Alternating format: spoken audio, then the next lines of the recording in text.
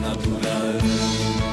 Hola, hola, ¿cómo les va? ¿Cómo andan? Bienvenidos, gran placer estar con ustedes. Esto es Fuerza Natural, estamos en Radio con Vos. Hola Gaby, ¿cómo va? ¿Cómo va, amiga? Bien, muy bien. Siempre es lindo estar este sábado acá en Radio con Vos.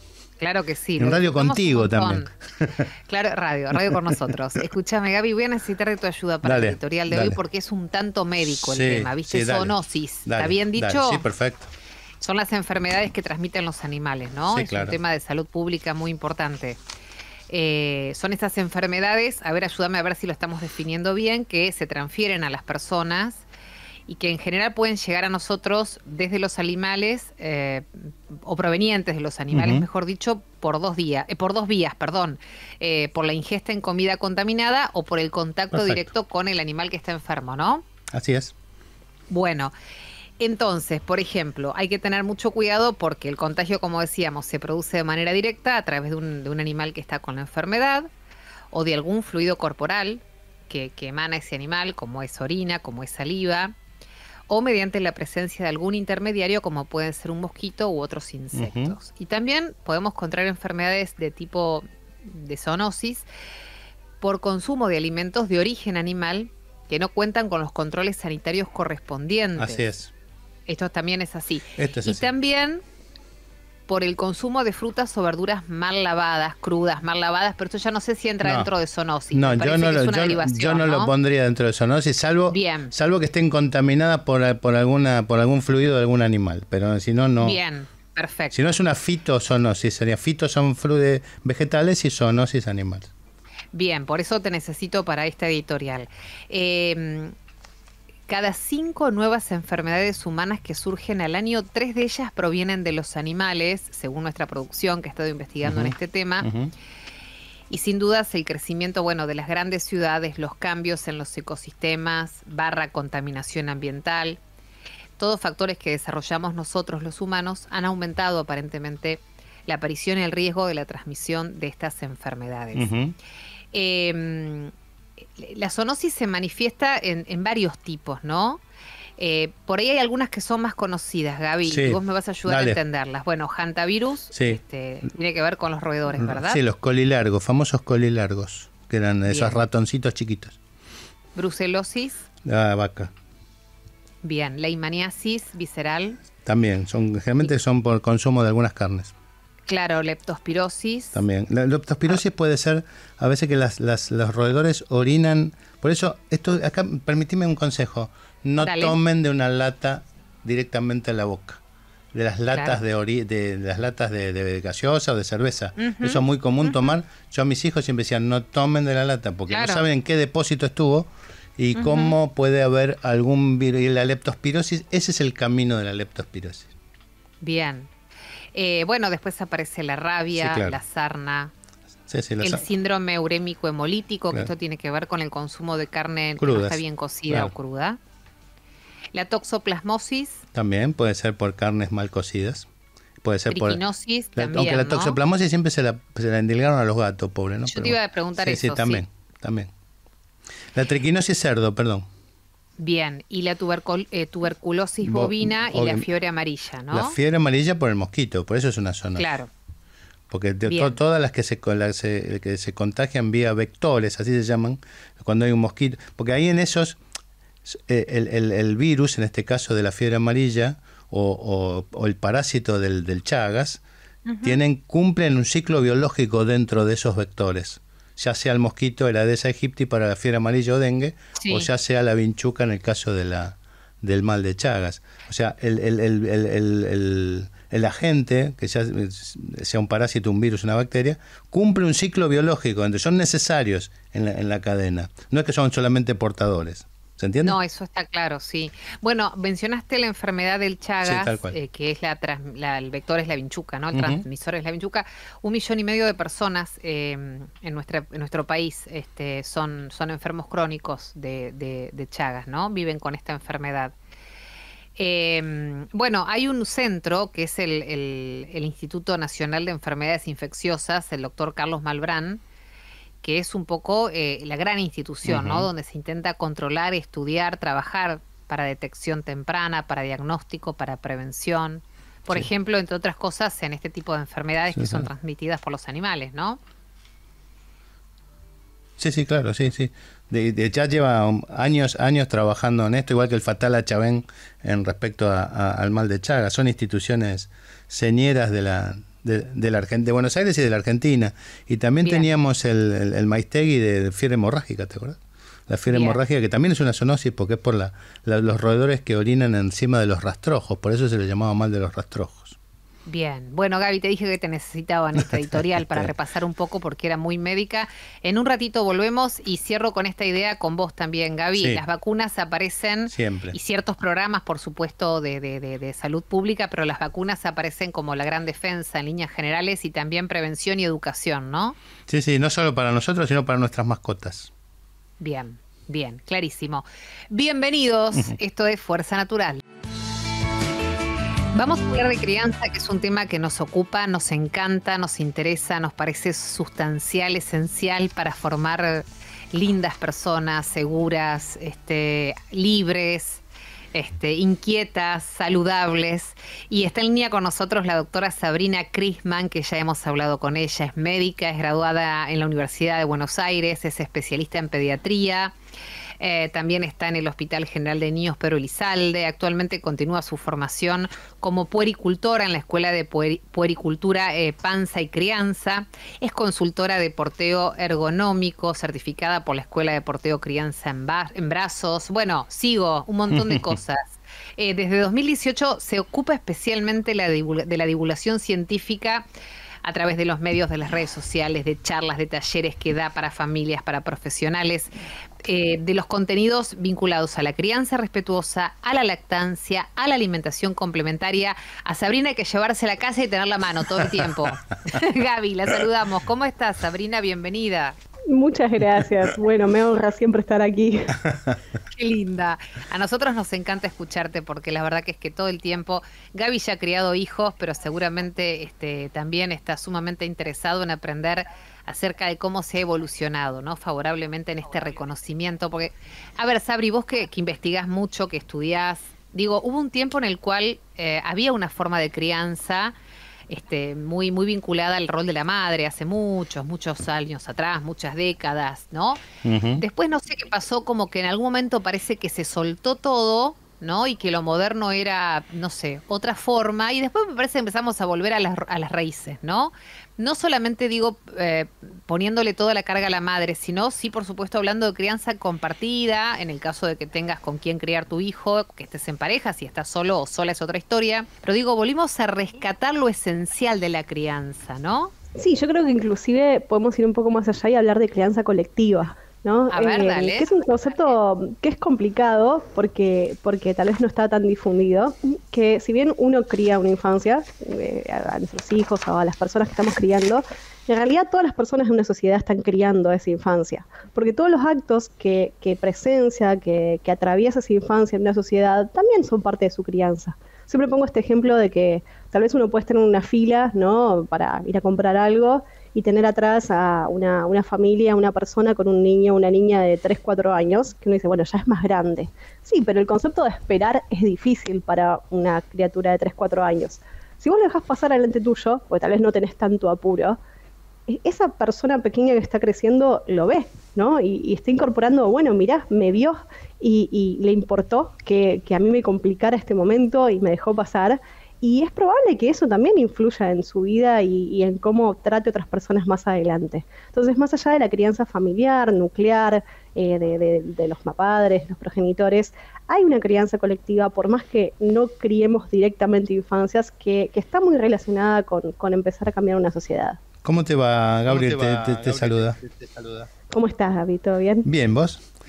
Bien, todo bien, gracias. Te hago una pregunta, porque a ver, los que tenemos hijos grandes hemos tenido que deconstruirnos, casi de prepo, ¿no?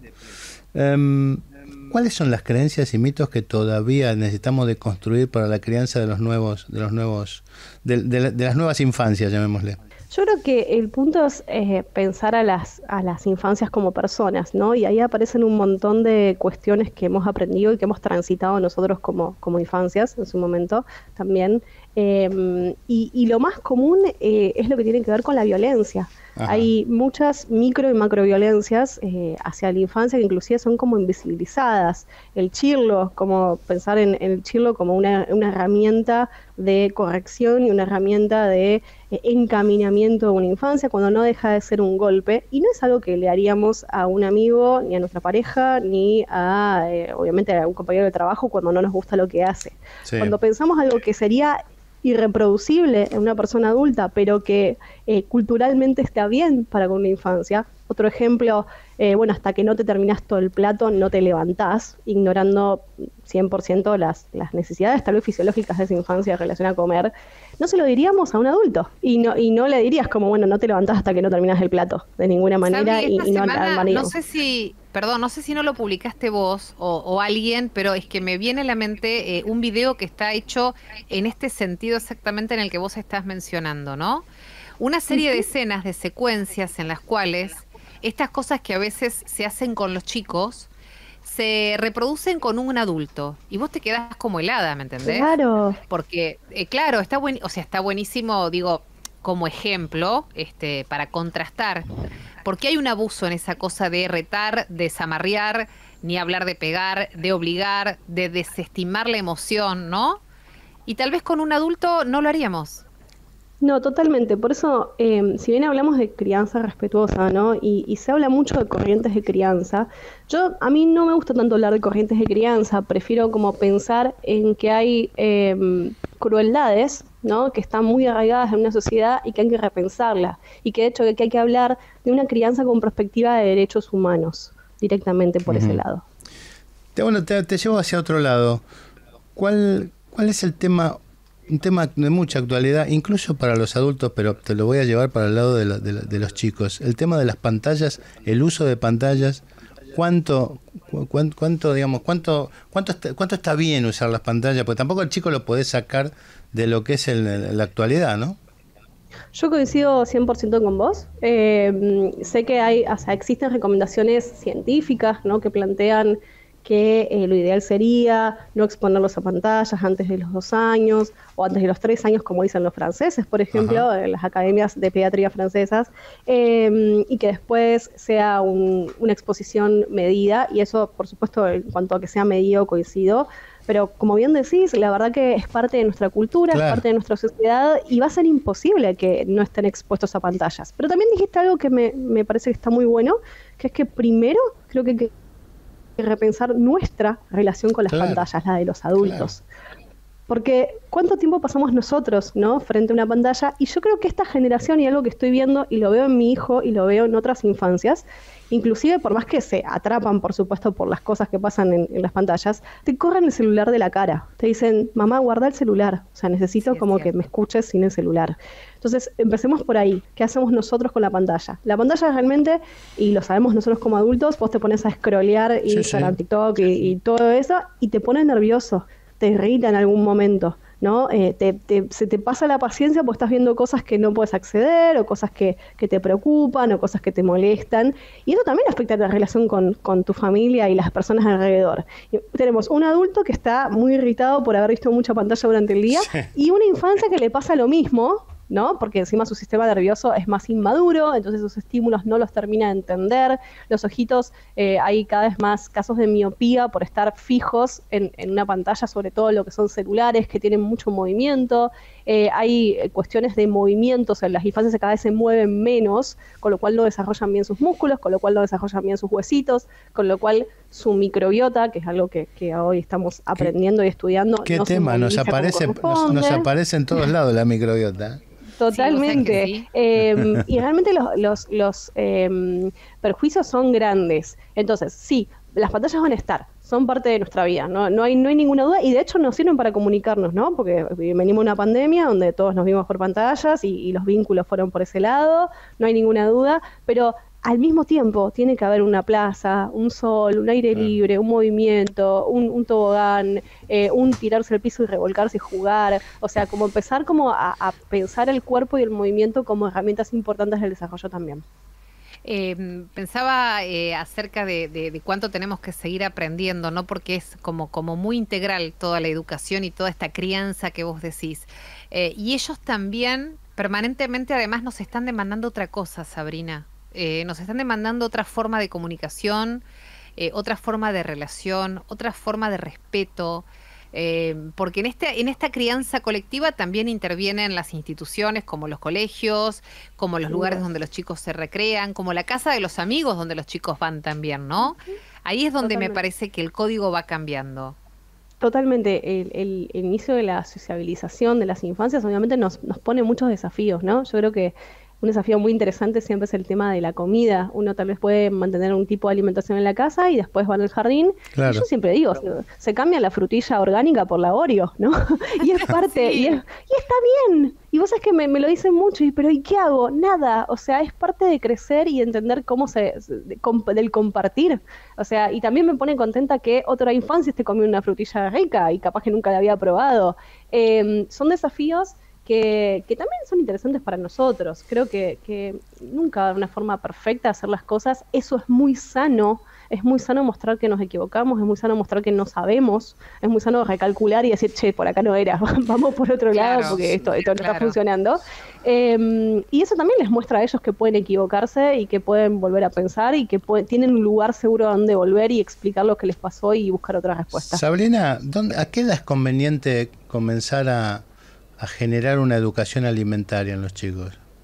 En realidad la educación alimentaria, yo siempre planteo que no existe una alimentación infantil, hay una alimentación familiar, claro, ¿no? Esa alimentación familiar es la que va a absorber esa infancia desde que llega a ese hogar, desde que llega a esa familia, desde que está en el útero o desde que llega por otras razones esa familia, y va a aprender desde ese lado. Por eso es tan importante no plantear querer que nuestros hijos coman bien, eso lo queremos todos queremos lo mejor, ¿no? Para las infancias no hay duda, sino, bueno, eso va a tener que ir de la mano del ejemplo, y va a tener que ir de la mano de elegir qué cosas que hay en nuestro hogar y qué cosas no queremos. Si hay algo que no queremos que consuman, bueno, no lo tenemos que tener en casa. Yo esa regla la tengo en mi casa, es como, bueno, lo que está en mi casa se puede comer, y si hay algo que no me gusta mucho, bueno, yo tendré que, como adulta, tomar la decisión de no comprarlo o de elegir en qué momento se consume. Y eso tiene que ver con esto, con dar los ejemplos y mostrar un patrón alimentario que es el que queremos para las infancias. Milva, tenías razón, es para llevar la casa a la doctora. Te dije.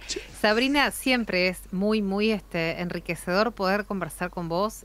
A mí me gusta mucho en lo personal, te respeto como mamá, como médica pediatra y como divulgadora, ¿no? Porque siempre decimos la importancia de que profesionales como ustedes de la salud puedan explicarnos todo lo que saben, lo que aprenden, porque me parece que es fundamental comunicarlo bien, ¿no? Si no nos quedamos como en un marco muy académico, y vos tenés la gran posibilidad de hacerlo muy claro y adaptado para todos los hogares. Seguiremos en contacto, te seguiremos llamando, por más temas. Obvio. Cuando quieran, y a mí me emociona mucho estar aquí, saben que los admiro mucho y muy agradecida. Yo te sigo igual, pero ¿dónde te puede seguir la gente, Sabri? Sobre todo en Instagram, @sabrina.pediatría y poricultura. Perfecto. Enorme, Sabrina, muchas gracias. Gracias a ustedes. Chao, gracias. Un hermoso día. Gracias. De esas profesionales que siempre están ahí, que está buenísimo tenerlas a mano para leerlas, para consultarlas. Sí, la medicina, viste que la medicina no es solamente saber, cosa que es quizás es lo más importante, ¿no? Saber y conocer la medicina, pero transmitirlo me parece que es un plus más, ¿no? Sin duda, y hay colegas que tienen un gran poder de transmisión. Bueno, comenzamos, Gaby, nuestro programa de hoy hablando de zoonosis y de las enfermedades que transmiten ciertos animales, ¿no? Y en esta cuestión, en este momento, vamos a enfocarnos en una que tiene que ver puntualmente con la rabia. Por eso estamos saludando al doctor Leandro Martínez Melo, que es médico veterinario. Leandro, ¿cómo va? Para que se nos fue un poquito de línea, pero el tema de la rabia, vos sabés que yo pensaba que hace tiempo, yo en mi época de médico, prácticamente la rabia parecía erradicada, pero parece que no. Ahí tenemos a Leandro nuevamente en línea, Milva. Leandro, ¿ahora sí nos escuchás? Hola Milva, Gabriel, ¿cómo andan? Bien. Bien, bien, qué gusto. ¿Dije bien tu apellido o lo acentué mal? ¿Es Martínez Martínez Melo? Martínez Melo. Martínez Melo, yo te lo cambié, me faltaba una Z acá en el script. Bueno, Sí. no importa. Leandro Martínez Melo, hoy lo decimos bien, médico veterinario. Bueno, hoy le dedicamos un ratito a hablar del tema de las enfermedades y vamos a entrar con el tema de rabia porque es cierto, parece que es algo de otros tiempos, pero ¿qué pasa? ¿Sigue estando vigente todavía? ¿Es algo de lo que deberíamos preocuparnos u ocuparnos? Exactamente, la rabia es una enfermedad viral, ¿sí? Que afecta al sistema nervioso central de los animales, de los mamíferos, pero también de las personas. Es una zoonosis, son enfermedades de los animales que pueden transmitirse a las personas. Pero ahí, como lo escuché a Gabriel, que utilizó la palabra erradicar, la rabia no se puede erradicar. ¿Por qué? Porque la rabia se mantiene en el medio ambiente en su ciclo aéreo, en los murciélagos. Los murciélagos pueden mantener el virus de la rabia, ¿sí? Y cuando un murciélago está enfermo, ahí es donde nuestros animales, tanto los perros como los gatos, pueden interactuar con algún murciélago enfermo y contraer la enfermedad. Por eso, la rabia es muy importante de controlar, se puede controlar. ¿Cómo se puede controlar? Mediante la vacunación. Las vacunas son muy efectivas y es la forma fundamental de prevención de esta enfermedad. ¿Cómo te va, Leandro, Gabriel? Ahora sí te saludo formalmente, ¿qué decís? ¿Cómo te va, doctor? Bien. Yo le decía a Milva que, bueno, que yo no sé si habré visto alguna vez en mi 40 años de médico algún caso de rabia, seguramente cuando pasé por el Muñiz, seguramente sí, que era ahí iban a parar todos los enfermos de rabia. Que vos fíjate que él dijo una cosa que lo hace distinta a todas, que se trata, acá la vacuna es terapéutica, a distinta de otras enfermedades que la vacuna es preventiva. Y eso es porque el periodo de incubación es distinto, ¿no, Leandro? Exactamente, nosotros siempre hacemos foco en la prevención, ¿sí? La vacuna previene la enfermedad. No es que sería terapéutica. Disculpe, me interrumpa. O sea, primero vacunar la mascota sí sería preventiva, obviamente, todas las mascotas. Exactamente, sí. Como vos bien decís, el periodo de incubación de la enfermedad, que puede ser largo, ¿sí? Puede ser de algunos días hasta un año, ¿sí? Es bastante largo. Entonces, en ese tenemos el tiempo de, si sufrimos una mordedura por un animal, obviamente que debemos asistir a un centro médico, debemos asistir a un centro de zoonosis para que nos digan qué tenemos que hacer y tomar las medidas que nos diga en ese momento el médico, que puede llegar a ser vacunarnos rápidamente para evitar que el virus llegue al sistema nervioso. ¿Es verdad? Sí, calculo que sí, porque es una forma de preguntar, pero digamos, el más riesgoso cuanto más cerca de la cabeza es la mordedura, la cabeza de uno, ¿no? No sabía eso, Gaby. No sabía, es la primera vez que lo escucho. A ver. Exactamente, Gabriel, así como vos decís, cuando se sufre una mordedura de un animal que está enfermo, el virus replica en la zona y por vía nerviosa, o sea, por los nervios, va subiendo hacia el sistema nervioso central, que es donde hace el daño. Y luego de hacer el daño en el sistema nervioso central, va bajando nuevamente y se deposita en las glándulas salivales. Por eso la importancia de las mordeduras, ¿no? Claro. Que es la forma de transmisión. Bien. ¿Y cómo digo, es una enfermedad de hace mucho tiempo que evidentemente por momentos recrudece? ¿Cómo es un abordaje correcto o qué tenemos que hacer, digamos, ante la sospecha? ¿Cómo nos ocupamos de prevenirla o de acotarla, no? Sí, mira, como dije anteriormente, la mejor forma de prevenir esta enfermedad es vacunando a nuestros animales, ¿sí? Tanto perros como gatos. A partir de los 3 meses de vida deben recibir su dosis de vacuna antirrábica y luego se revacuna todos los años. Esa es la mejor forma de prevenir la enfermedad. Es una práctica, nosotros siempre decimos que la vacunación es una práctica de tenencia responsable para todos los que son tenedores de animales, que es importante estar, de saber, de estar concientizados sobre esta enfermedad. Y si llegamos a tener un evento de alguna mordedura de algún animal que no conocemos y demás, rápidamente recurrir o a un centro de salud cercano o al centro de zoonosis de su localidad. Esto es importante lo que acabas de decir, Leandro. O sea, si el animal el cual nos muerde lo conocemos, quizá lo que hay que hacer es controlar al animal. Si no lo conocemos, tenemos que pensar como si fuera que tuviera rabia y vacunarnos y darnos todas las vacunas. Si el animal nos muerde y escapa, ahí ya no tenemos cómo controlarlo. Exactamente, Gabriel. Una vez que sufrimos una mordedura, vamos al centro de salud, al centro de zoonosis, nos van a preguntar seguramente si conocemos ese animal, si sabemos de dónde es, si tiene vacunas aplicadas y demás. Y lo que puede llegar a pasar es, si el animal desaparece o no lo conocemos o no está vacunado, bueno, seguramente tengamos que iniciar un protocolo de vacunaciones preventivas. Ahí está.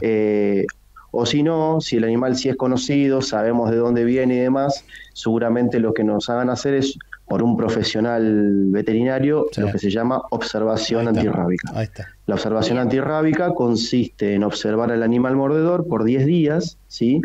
¿Por qué? Porque el virus de la rabia puede alojarse en la saliva y transmitirse antes de que el animal presente sintomatología. Claro. Por eso se da esos 10 días de observación, que se llaman observación antirrábica, que lo debe hacer un profesional, para ver cómo va evolucionando ese animal. Perfecto. Leandro Martínez Melo, gracias por tu tiempo y por todo lo que nos has aportado en este sentido. Un abrazo grande. Bueno, gracias Milva y gracias Gabriel. Otro para ustedes. Dale, hasta la próxima. Leandro Martínez Melo hablando como médico veterinario acerca de cómo abordar el tema rabia. Milva, sí. tres cosas que hay que agregar como médico, le digo.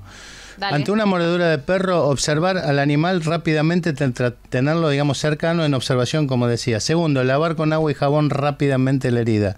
Tercero, además del tema antirrábico, vacuna antitetánica. Siempre, porque es una herida tetanígena, o sea que puede generar tétanos.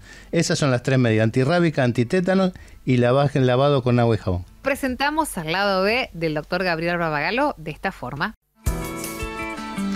Y bien, hoy vamos a hablar de un tema distinto. El título de la columna es La recompensa de las adicciones. Desde hace unos años se conocen bastante bien los distintos mecanismos que generan las adicciones.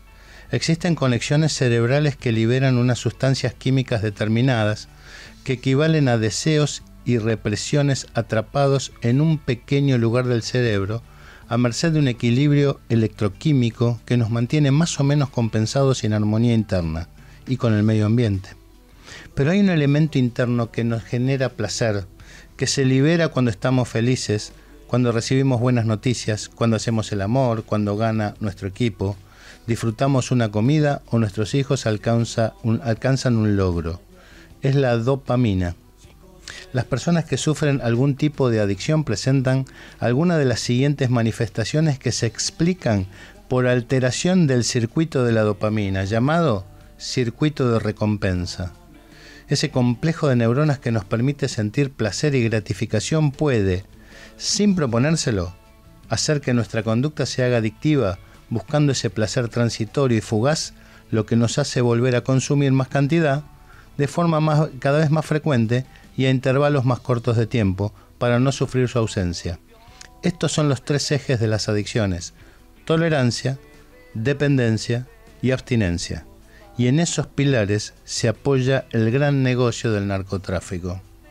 En el Informe Mundial sobre Drogas del 2022 de la Oficina de las Naciones Unidas contra la Droga y el Delito, se detalla un aumento en la fabricación de cocaína, la expansión de las drogas sintéticas a nuevos mercados y las continuas deficiencias en la disponibilidad de tratamientos contra las drogas, especialmente para mujeres. Según el informe, alrededor de 284 millones de personas de entre 15 y 64 años consumieron drogas en todo el mundo solo en el año 2020, 26% más respecto de la década anterior. El informe indica que 11.200.000 personas se inyectan drogas. Alrededor de la mitad de ellos viven con hepatitis C, 1,4 millones con HIV y 1.200.000 con ambos virus.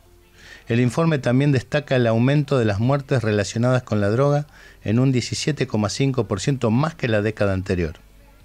El cannabis sigue siendo la droga más consumida en el mundo. En 2020 la consumieron 208 millones de personas, siempre hablando entre 15 y 64 años. El consumo de anfetaminas afectó a 34 millones de personas y se calcula que 21 millones y medio de personas han consumido cocaína al menos una vez durante el último año. La producción mundial alcanzó un nuevo récord en 2020 con 1.982 toneladas métricas de cocaína pura, 11% más respecto del año anterior. El consumo de drogas está distribuido de forma desigual según sexo y edad. De hecho, aunque las drogas son consumidas predominantemente por hombres, las mujeres hacen mayor uso no médico de estimulantes y opioides farmacéuticos, sedantes y tranquilizantes. Como era de suponer, el informe destaca que las mujeres que consumen drogas se enfrentan a múltiples vulnerabilidades, tienen más probabilidades de sufrir violencia de género que las mujeres que no consumen drogas. Además se enfrentan al miedo a sanciones legales, a estigmatización social, a la falta de servicios de guardería y al miedo a perder la custodia de sus hijos. Para terminar, las sustancias adictivas utilizan un canal cerebral de generación de placer para beneficio de productores, traficantes y distribuidores. El circuito de recompensa que debería ser un beneficio, en estas personas, millones, no es más que un interminable laberinto de difícil salida. Una vez más está demostrado que los grupos más vulnerables son los más susceptibles a sufrir consecuencias de este flagelo, y como alguna vez expresó el gran Leopoldo Marechal, de los laberintos se sale solo por arriba. Elevemos la mirada como sociedad y no estigmaticemos al adicto. Al fin y al cabo, todo cerebro puede sucumbir al canto de sirena proveniente de algún maldito polvo blanco.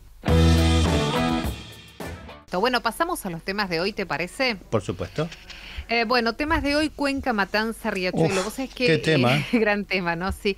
El 8 de julio se instauró hace unos años como el Día de la Acción Ambiental por la Cuenca, Matanza, Riachuelo, porque en esa fecha, en el año 2008, la Corte Suprema de Justicia de la Nación dictó el fallo Mendoza, ordenando a la Nación, a la provincia de Buenos Aires y a la Ciudad de Buenos Aires sanear la Cuenca Matanza, Riachuelo. Bueno, esta sentencia histórica reconoció el derecho de los habitantes de la cuenca a vivir en un ambiente seco, sano, ordenó la implementación de medidas para revertir también, fundamentalmente, la contaminación. Bueno, 15 años después de este fallo, claro, de la risa de Gabriel lo dice todo, sí. Así estamos. Lamentablemente la cuenca Matanza, Riachuelo sigue siendo una de las regiones más contaminadas del país. Y esto impacta la vida directamente de más de 4 millones de personas que viven allí en los alrededores, en un estado de gran vulnerabilidad, expuestas absolutamente a todo, a la polución, a la contaminación, a enfermedades generadas por el agua. Realmente no tienen calidad de vida, no tienen salud en la vida que llevan adelante, ¿no? Sí, más que risa fue la verdad un lamento, ¿no? El que quise expresar, y me parece que hiciste un buen recuerdo de esa promulgación, porque muchas veces las leyes se promulgan con bombos y platillos y nuestros legisladores después creen que con eso alcanza, claro. Y no alcanza si no se lleva a la práctica. Vos fíjate que es paradójico que se instaure una fecha para cuidar y sanear un lecho de agua que afecta a tanta población, ¿no? La cuenca Matanza-Riachuelo son 64 kilómetros que recorren 14 municipios de la provincia de Buenos Aires y la ciudad autónoma de Buenos Aires, hasta su desembocadura en el Río de la Plata, casualmente en lo que se llama la boca del Riachuelo. Por eso se llama Boca el lugar, la Boca. En ese tramo se encuentran 12 áreas de protección ambiental donde conviven una amplia diversidad de especies, de flora, fauna, entre ellas la Reserva Ecológica de Costanera Azul y el Parque Natural Lago Lugano, Milva. Bueno, vos sabés que hay que hacer un poquito de historia, porque esto no empezó hace rato, hace poquito, quiero decir, empezó hace rato. Hay antecedentes en la contaminación del Riachuelo y nos tenemos que ir al siglo XIX, básicamente cuando comenzaron a instalarse fábricas en la zona. Estas fábricas y todas las actividades industriales que se empezaron a desarrollar, no había mucha conciencia o ningún tipo de conciencia y tiraban todo lo que desechaban, productos químicos, directamente al río, sin ningún tipo de tratamiento, lo que llevó, bueno, a una acumulación masiva de contaminantes. ¿Tiraban o seguimos tirando? Allá, claro, sí, por supuesto. Pero ya hace rato que vienen tirando, sí, por eso la cosa está tan complicada, ¿no? Bueno, y al día de hoy, obviamente, las principales causas de contaminación de la cuenca, en orden de importancia, son, en primer lugar, los efluentes cloacales, en un 70%. Después vienen los residuos sólidos urbanos y los efluentes líquidos industriales en un 30%. Esto es según el informe de calidad del agua de la cuenca Matanza-Riachuelo de Acumar. Acumar, recordemos que es la autoridad de la cuenca Matanza-Riachuelo, ¿no? Que es una organización. Y lo otro que también tenemos que recordar, que este es un problema tanto de la provincia de Buenos Aires como de la ciudad, y como siempre tuvieron colores distintos, no se ponen de acuerdo, pero tuvimos un momento que tuvimos los mismos colores y tampoco, digamos, todo siguió como antes era, desgraciadamente. Justamente Acumar es el que implementa el Plan Integral de Saneamiento Ambiental para abordar los problemas de contaminación de la cuenca e involucra a varios actores, como decía, el gobierno nacional, el gobierno de la ciudad, los municipios y las empresas responsables de la contaminación.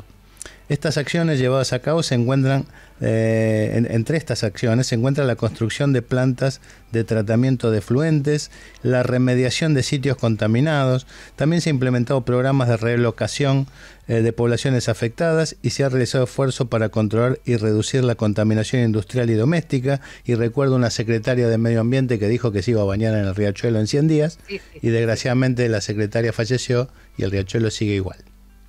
Bueno, a ver, se siguen siempre intentando, la Fundación Ambiente y Recursos Naturales destacó que, bueno, en las últimas semanas, lo que destacó, digo, en los últimos días, en las últimas semanas, es que si bien se han hecho esfuerzos para poder avanzar, todavía queda mucho por hacer y por implementar realmente de manera conjunta, ¿no? Uh-huh. Entonces, por ejemplo, habló de la necesidad de establecer un régimen de control y de monitoreo que sea realmente más riguroso. Por ejemplo, lo vinculado a lo que es vertidos industriales, ¿no? Uh-huh. Y tomar sanciones o, digamos, disponer sanciones, mejor dicho, contra las empresas que no cumplan con esta normativa.